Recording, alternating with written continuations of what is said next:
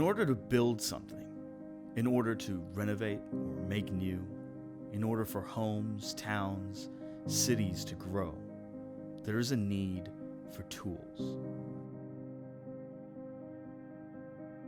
Without the right tools, houses cannot be formed or updated, materials cannot be easily gathered, and growth is stopped short in its tracks.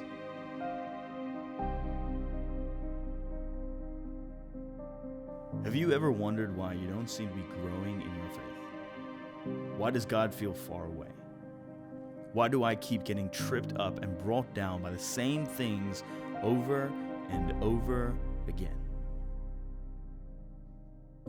It's time to shake up this ground, to break down these walls, to sharpen up and to surrender. It's time to sharpen up our tools.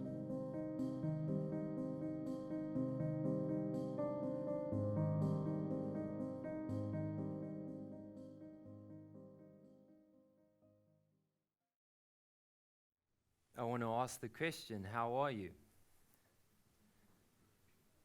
And I know what you're thinking, and I know what you're going to respond, because it's what we always respond, right? We're good, but we're busy. We're busy. Everyone's busy. University students are busy. Grandparents are busy. Young parents are busy. CEOs are busy. Empty nesters are busy. South Africans are busy. Kiwis are busy. Germans are busy. I mean, it's a worldwide thing. Every race is busy. Every culture.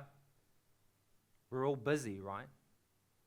Busy, busy, busy. How are you? I'm good, but I'm busy. And if it's not busy, how do we answer? We answer, well, man, I'm tired. Can you relate? Can you relate with that? And I mean, today as I speak about this topic, there's a busyness that's actually good. And I think it's, when we're busy with the things that really matter and are important, and I think a good example of that is Jesus' life, as we'll speak a bit about today. But there's another busy that is too busy. And it's that busy that, our to-do list, we can't accomplish everything on that to-do list, everything we really want to. And by not accomplishing it, we actually tend to hurry. We move faster. We hustle. And is that good for us? Is that good for our souls? Is that good for our relationships? And maybe your partner can ask you that or answer that today. It's interesting that about a century ago, if we think about it, on a day like this when it was cold, we'd have to head outside and we'd actually have to take our axe, we'd have to sharpen it up, we'd have to go to a tree, we'd have to chop it down, we'd have to chop it up into smaller pieces, and we'd have to drag the whole tree and all the pieces back to our house, and we'd have to start a fire, and by starting a fire, we would get the warmth that we want. But this morning, when it was cold, we can just get up and we can walk over to the heat pump, we can push a button, and instantly we have heat, right? I mean, if you've got it on your smartphone, you can probably just do it from your bed, and you can just activate it from your bed. And we have technology working for us in such ways that actually help us to save labor, all right? But is it saving us time? Where's all our time going? I mean, nowadays, we don't have to walk all over the show. If we want to get somewhere, we can just catch a bus, we can get in a vehicle, we can go on our scooter, and we can get there instantly, quickly. I mean, if we want food, we don't have to start from scratch. We can just go on our smartphone and we can click on our app, and we know that Uber Eats is going to deliver. And with all the technology that has advanced, it's interesting that we still find ourselves not having enough time in our days. and asking ourselves the question, wow, I just wish I had a few more hours every day. I just wish I had 10 more hours each day and I'd be able to accomplish everything. With technology at its best and at its peak today. It's interesting that futurists in the 1960s, they said that by the year 1985, Americans will probably only work 22 hours per week. And they'd probably only work for 27 weeks of the year. Isn't that interesting? The way technology is advancing, they thought that, hey, man, people are just going to slow down. People are just going to slow down. So how's that going for you? Is technology helping? Or are you also maybe like me, just wishing, man, I just wish I could slow down. I just wish I could breathe out some days. There was a research study done on people and the usage of technology and specifically the iPhone. And this is a study that they did in America, and I want to tell you the results. It was a recent study found that the average iPhone user touches their phone, listen to this, 2,617 times a day. All right? And another study doubled it if you were a young person. How many times do you touch your phone every single day? How many notifications go off? Is that helping? So the question I want to ask us today is this question. If we go to the next slide, is what is all this distraction, this addiction of us being on our phones all day, this busyness and this pace of life doing to our souls? What is it doing to our souls? Have we even slowed down enough to actually really sit and ask that question and really answer it? Like, who are we becoming? Who are we becoming in this, with this pace of life? With always trying to get everything done and never accomplishing everything that's on our to-do lists. Who are we becoming? And most importantly, as we speak about sharpening up, how are we sharpening up in the context of faith? How are we growing in our relationship with God if we don't even have time for our family or our friends? How do we have time for God? So how do we answer this? What is all this distraction and addiction and pace of life doing to our souls? Who are we becoming? It's interesting that if we had a look at our schedules are not our to-do lists, but our schedules are really about who we are becoming. Everything we do every single day is more than just a to-do list. It is about who we are actually becoming. It's the stuff we are doing every day. John Mark Comer, he writes about busyness and the fast pace of life, and he says most of us are actually struggling with this disease, and this disease is called this hurry sickness. Hurry sickness. I wonder if you can relate to it. Maybe if you're driving and you're approaching a traffic light and there's 2 lanes and there's 5 cars in the one lane and there's only 2 in the other, what do? You decide to go to the other lane, right? The one that's shorter.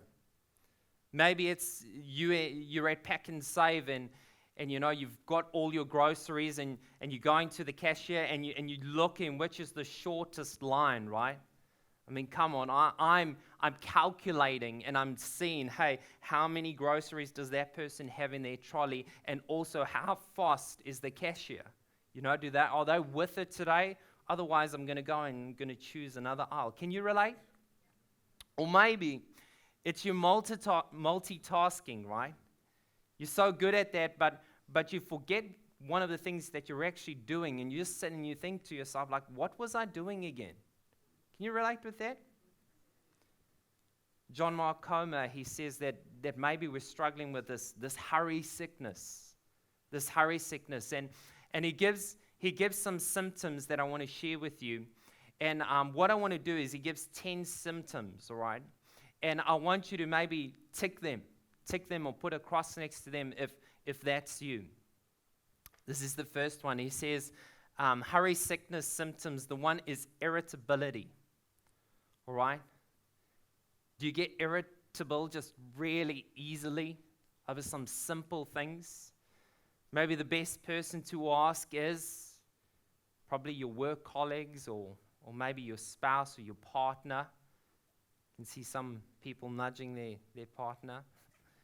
Irritability, that could be a sign of this hurry sickness. Maybe the second one is hypersensitivity. Hypersensitivity, you get that email or someone says something, and all of a sudden something that was really small and just a small little anthill becomes a mountain. And you are frustrated, you are angry, you are upset, and it's as if a bomb has gone off and you are declaring war on the other person for something so small. Maybe you have this hurry sickness. Maybe number 3 is this restlessness. That even when you get home at night and you get in your bed and you want to fall asleep, you just can't because your mind won't stop. You just have all these thoughts racing through your mind the whole time. There's this uneasiness, this restlessness. Maybe you go on vacation and it takes you the first couple of days to actually switch off and to actually stop. And by the time you actually do stop, you're back at work, right?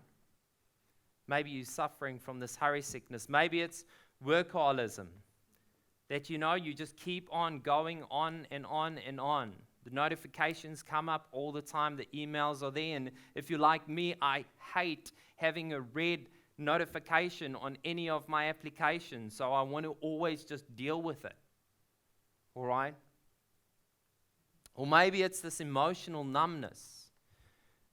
Maybe it's this emotional numbness that you actually can't even empathize with other people because you're just flat out busy, tired, hurry. Maybe you can't even experience your own emotions because you're struggling with this hurry sickness. Or maybe it's out of order priorities, that everything that is urgent takes focus in your life.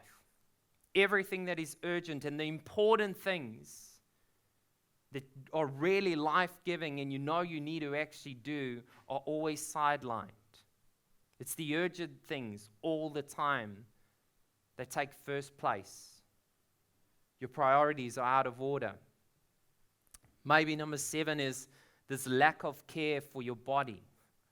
You're just too tired and too busy to even go for a walk, or to actually get 8 hours of sleep, or to actually eat healthy and prepare a good meal, because my schedule's just too busy. I just got so much on that I can't even take care of my own health and well-being. Maybe it's this escapist behaviors. Maybe when we get home, what do? We get home, we sit on the couch and we put on Netflix and we make sure we can get in as many episodes as possible before we are dead tired and we have to wake up in the morning and get our phone out and check our social media feeds. This escapist behaviors. Maybe it's this hurry sickness that we're struggling with. Or maybe if you have faith, this slippage of spiritual disciplines. If you think about this, over the past couple of weeks, we've been speaking about sharpening up and actually growing in our faith and practicing some spiritual disciplines. And I'm wondering how many of us have actually taken the time out to actually practice some of those spiritual disciplines that we've been speaking about. Or has our pace been too fast? Our schedule's too busy? Or maybe number 10, isolation. That actually it's just easier to isolate. We're just done seeing people. We're just flat out tired. And so for that reason, I'll rather stay alone and just be with myself. So how did you score? If you look at all 10. I shared these with Zols this week, and she said I scored full marks. 10 out of 10. Can you relate? I hope so. So what is the solution then today to an over-busy, a hurried life? What is the solution? Today I want to share with you something that I think I really need, something that I believe actually I've put one side and can actually be so valuable, not only for my soul, but for the way I live life. And today, Dallas Willard, he shares this quote. And what he says in this quote is kind of the key to how we can actually maybe live a more sustainable life and at a sustainable pace. He says this: you must ruthlessly eliminate hurry from your life. You must ruthlessly eliminate hurry from your life. In other words, without compromising, honestly, this can be the most life-giving thing for you if you could actually eliminate hurry and just move at a bit of a slower pace. Corrie ten Boom expresses it in a different way, and this is what she says. She says that if the devil can't make you sin, he'll make you busy. I mean, if he can't trick you and if he can't, lead you into temptation, the main thing that he really wants to do, that the enemy really wants to do, is just keep us so busy that our relationships never get stronger, that our faith and our relationship with God never takes off, because we're just overwhelmed, we're just too busy, we're just too burdened and scheduled. So today, I want to take us right to the very beginning of the Bible. I want us to go right to the very beginning when God sort of speaks life and this world is created. And in 6 days, God does something incredible because he creates the world. He breathes life into Adam and Eve, and he creates humanity. He creates creation, light, day and night. And then on the 7th day, this is what he says in Genesis chapter 2. He says, by the 7th day, God had finished the work that he had been doing. And so on the 7th day, he rested from all his work. Get this, God, all right, the guy who can do anything and everything, he creates this rhythm that in 6 days he creates and he works, but then he comes to a pause and to a stop and to a rest on the 7th day, where he actually stops and he rests. God rests. God doesn't need a rest, right? But it's interesting that as he shares this, he creates humanity in the image of himself. In other words, he creates this rhythm that each one of us actually in our DNA were designed to actually work 6 days and actually rest on the 7th day, to actually pause. And what this is called is actually called the Sabbath. Shabbat is the Jewish phrase that is practiced by the Jews still today and by many, many Christians. And this word Sabbath in the Hebrew, it takes so many different forms and gives us clarity on what is this day about? What is this rest day that God institutes from the very, very beginning of this world? And the first definition of Sabbath is to stop. It literally means to stop. To stop everything that, is weighing us down, and to actually just stop and to breathe out. Another definition of the Sabbath, if we go to the next slide, is to delight. Is to delight. In other words, this day was created for us to delight in. It's something that, should be filling our tank.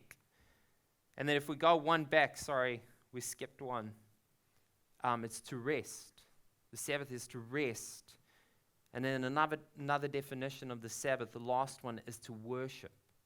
is to worship. This day that was set aside to stop, to rest, to delight, and to worship in the Creator. In Genesis, it goes on and it echoes this. It said, "Then God blessed the seventh day, and He made it holy, because on it He rested from all the work of creating that He had done." I love this because it gives us so much perspective. God blessed the seventh day. And if you don't understand what blessed is, this is actually a massive thing, because there's only three things that God blessed in this passage. The first thing that He blessed was the animals and all the birds and the fish. He blessed that, and the reason He blessed that was to multiply. He said, "Hey, be fruitful and multiply." And then the second thing that He blessed in that passage was you and me, humanity. And the whole reason He blessed it was for the exact same reason. He said, "Hey, so you can be fruitful and multiply." He gave us the ability to procreate. And then thirdly, we see that God actually blesses a day. God blesses a day. Get this, what God is doing here is He's actually showing us that there's so much value in pausing and stopping on the Sabbath that will help us to procreate and give us so many more days if we would just stop, if we would pause, if we would delight, if we would worship. Isn't this awesome? The Sabbath. The story in the Bible continues where the nation of Israel will find themselves turning their back on God, having so many different things going on in their world, and their leader Moses would go and interact with God and actually speak to Him. And then God will communicate with Moses and give them these 10 commandments, which I'm sure you've heard before, right? And as He gives these 10 commandments, Moses comes down, and it's so amazing that one of those commandments points back to this passage, which says this. It says, "Remember the Sabbath day by keeping it holy." Remember. And I think this is so incredible that He puts a word in there. He doesn't do this with any of the other commandments. He says, "Remember the Sabbath day by keeping it holy." In other words, you need this. You need this. You're overscheduled. You're too busy. I want you to not forget something that is so valuable for your life, so valuable for your rhythm as a human being. Is the Sabbath. Remember the Sabbath day, and He says, by keeping it holy. In other words, setting it apart as a day where I can stop, I can rest, I can switch off, and I can just fuel my tank up again. Isn't this incredible? The story goes on, and even throughout the Bible, when we get to Jesus, Jesus understands the Sabbath so well, He practices it Himself. And it's interesting that there's a certain passage where He's got His disciples who are with Him, and on the Sabbath they're walking through this maze, and the disciples are hungry, and they start picking some of the grains, and one of the religious leaders, a Pharisee, actually calls them out and says, "Hey, what are you guys doing on the Sabbath? You shouldn't be working on the Sabbath." And Jesus echoes something that is so pivotal for us to understand what this day is all about. And this is what He shares. He says, "The Sabbath was made for man." The Sabbath was made for man, and not man for the Sabbath. The Sabbath was made for man, and not man for the Sabbath. In other words, the whole point of this day, the whole reason God instituted it from the very beginning is to help us with our rhythm of life, and to help us to actually live life at a sustainable pace that we can refuel. Now, I grew up in a Christian environment, and I grew up in a home where we practiced the Sabbath, where we literally practiced the Sabbath, and it was from Friday night sunset to Saturday night sunset. And it was something that we as a family, I just grew up knowing that, hey, on the Sabbath was a day that we rested. We didn't do the stuff that we used to do throughout the week. But what's interesting is I was also in a church community, and I saw this sort of get a bit muddled up. Because at times when I see the Sabbath, now I see it as something that is so life-giving and something that is essential for us as humans to have in our life. But often I was in a church context where I saw that, man, this was more about just the legalistic thing that the Pharisees were calling out the disciples and saying what you can and you can't do on this day. And that isn't what the Sabbath is about. The Sabbath is this place where we can again stop, rest, where we can delight, and where we can worship. So today, I really want to encourage us and I want to challenge us to why wouldn't you want to take 24 hours out of your week where you could stop? Why wouldn't you want to take 24 hours where you could experience great joy?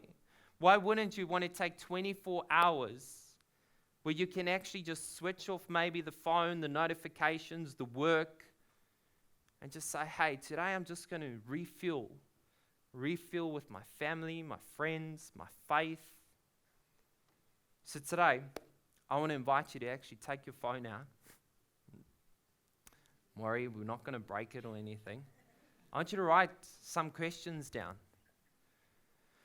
The first question I want you to write down is this question: what would I need to stop? If I want to practice the Sabbath, if I want to practice actually stopping 24 hours in the week, what would I need to stop? What are those things that I need to stop? What are those things that are really, I guess, draining and taking away from you? Maybe it's your emails. Maybe it's your work. Maybe it's some relationships that are toxic for you. What do you need to stop? Maybe it's your consumerism habit. Maybe it's those symptoms of the hurry sickness that John Comer was explaining to us. What would I need to stop? I want you to write down that question, and then I want you to actually go home today and answer it for yourself. Like, what are some things I could stop? Well, what do I do throughout the rest of the week that I could actually stop for 24 hours and it would actually bring me so much more value? The second question is, well, what is restful for me? What is restful for me? Because we're all different. We're all wired different. What is really restful for me? Is it maybe spending time with some great friends? Is it maybe having a great coffee? Is it going for a walk out in nature? Is it just sitting and being still? Is it reading a book? What is restful for me? And take some time to answer that. What is restful for you? And then practice it. Or maybe, question number 3, what brings me delight? What brings me delight? What are the things in your life that really bring you joy, like deep joy? And do that stuff. Take those 24 hours to fill your life with the stuff that brings you delight. Maybe it's actually cooking some great food. Maybe it's a barbecue. Maybe it's actually serving. Maybe it's serving. Maybe it's actually being in a community of people that are going to lift you up. What brings you delight? And take time to actually do that stuff. And then question number 4 is, what is a worshipful way that I connect to God? How do you connect to God? Is it through reading the Bible? Is it through listening to teachings? Is it through being in nature? Is it through volunteering? Is it through great conversations with friends about faith? Is it through prayer? Is it through some of these spiritual disciplines that we've spoken about? And actually take the time to practice those spiritual disciplines. What is a worshipful way that I connect to God. You see, here's what I know. That when we started off this morning, I know that most of us can relate to the busyness and the overwhelmed and the hurry sickness. But I know that actually to stop for 24 hours is probably the most challenging thing we'll ever do, right? Like, how can we do that? I mean, how can we even just put our phone aside for a couple of hours without having a panic attack, right? But here's the crux of the whole thing about the Sabbath. And Jesus kind of communicates this because this is the biggest thing that I guess we're trying to speak about through this whole series of Sharpening Up, is that intimacy with God and growing our relationship with God that will impact every other area in our life. In Matthew 11, verse 28, this is what Jesus says.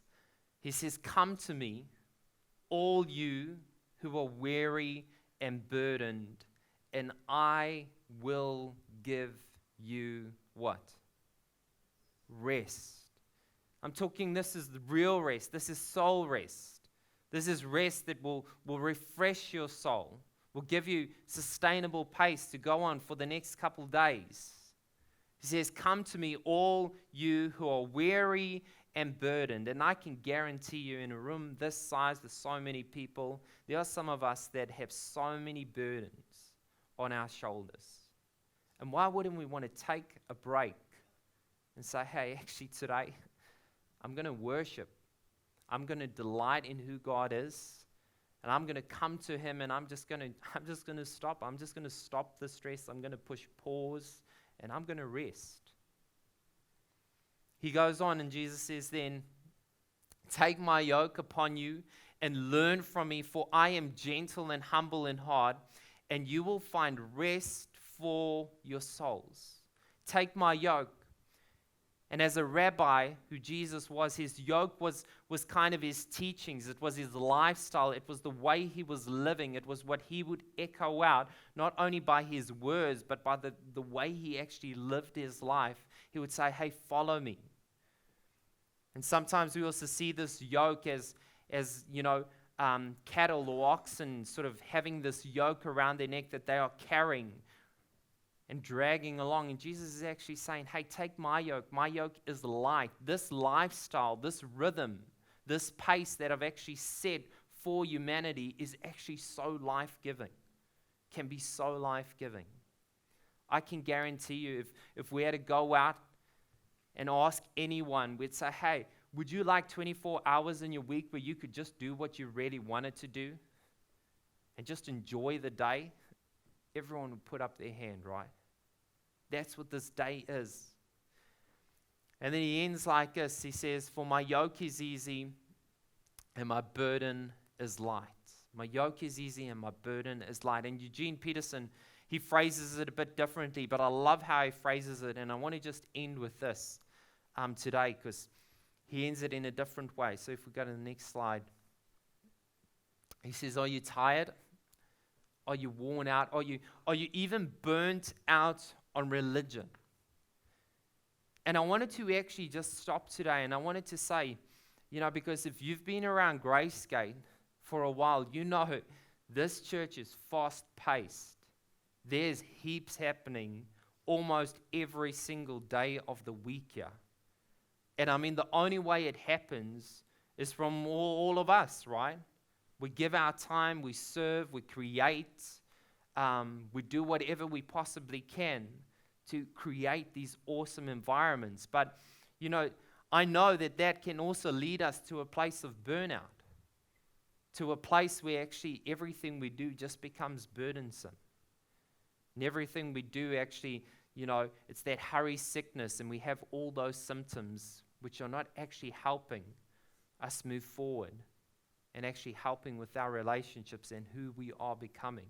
And for that, actually today, as like the pastor of Gracegate, I almost want to apologize and say, if we've made you move at a pace that is faster than you can actually cope with, and actually that is soul soulful good for you. I'm sorry about that, because that is never the intention. And honestly, I feel like this is something that will really grow your relationship with God, is if you come to Him and you have a day and a time where you can really just refresh your soul. Eugene Peterson says, then come to me, get away with me, and you'll recover your life. You'll recover your life. You know, it's interesting that as we take time out and we really make room for God and we spend time with Him, like it shifts our perspective of life and worries and burdens and the to-do list. It gives us clarity on what's important and what's not important. It helps us to sort of offload. And it says, you'll recover your life, and I'll show you how to take a real rest. If we go to the next slide, he says, walk with me and work with me. And watch how I do it. Allow God to do the work. Allow Him to do what He does best, and learn the unforced rhythms of grace. I won't lay anything heavy or ill-fitting on you. And he says, keep company with me, and you'll learn to live. And I love this. Live freely and lightly. And I think that's the win. I think all of us today, there isn't one of us who would love to live freely and lightly. And the way we can do that is if we come to Jesus. If we come to Him, if we actually create that room, we create that space, and not only just, now and then, but we actually create a rhythm in our lives, the one that God actually created for us to take the time out and to spend with Him and to come refresh our soul. So God, today, you know our souls better than we do. You know what's going on in our lives. You know how sometimes our lives are completely overpaced and there's a lot of hurry, and that distracts. That, doesn't allow us to be present with others, and most importantly, present with you, God.